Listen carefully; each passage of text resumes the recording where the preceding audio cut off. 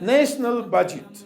After the new government came to power and the Amir al-Mu'mineen announced a general amnesty and asked all the civil servants to continue their work as before, and your rights and privilege will be enforced as before.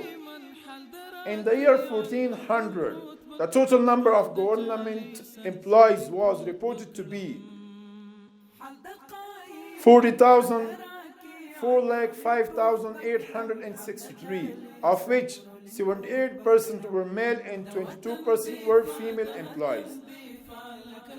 The national budget for the year 1401 is 23.4 billion Afghani, of which 203.4 billion is the regular budget and 27.9 billion Afghani is the development budget, which is completely prepared for domestic revenue and no external financing.